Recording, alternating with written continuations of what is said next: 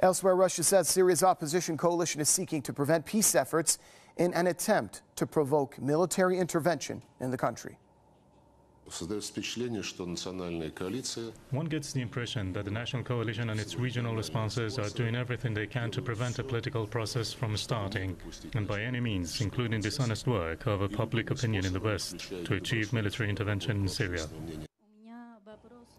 Lavrov says the Syrian opposition is not ready to take part in the upcoming peace talks in Geneva. He also says the opposition's demands are impossible to fulfill. The comments by the Russian foreign minister come a day after the Syrian opposition called for President Bashar al-Assad's resignation as a precondition for participating in the international conference.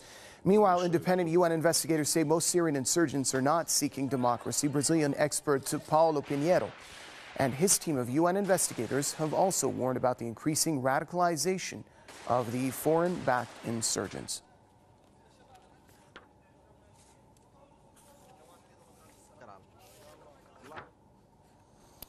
Well, chief editor of Voice of Russia radio station, Mr. Dmitry Babich, joins us now on the line from Moscow. Sir, welcome to the program. Let's start off with your opinion on Russian foreign minister's reaction to the impossible demands of the opposition.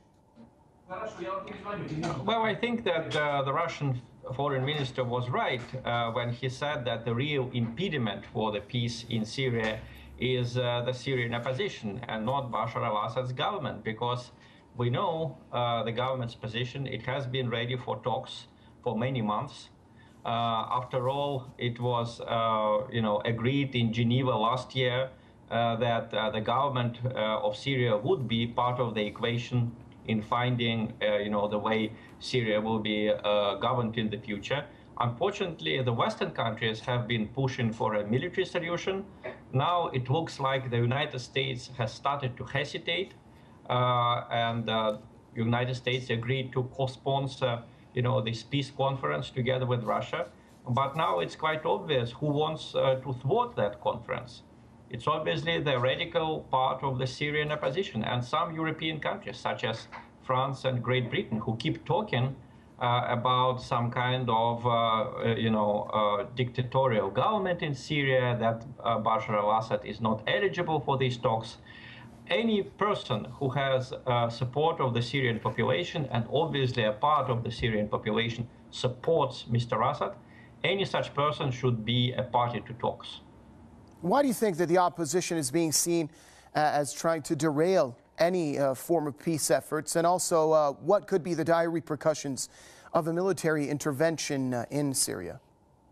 Well, because the opposition wants full power, I think that they realize now that if honest elections are held now, they will probably get even less votes than before the start of the civil war, because they reveal themselves to be very radical and sometimes dangerous for serious minorities.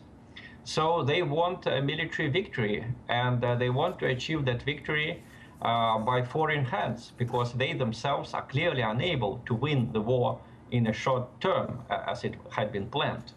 So that makes a foreign intervention possible, and this is the reason why there was such a nervous reaction in the West to Russian anti-aircraft missiles. After all, these missiles are not going to hit civilian population in Syria. They cannot hit Israel. They can only protect Syria from a foreign intervention. From Voice of Russia radio station, Mr. Dmitry Babich, thank you very much for joining us here on Press TV.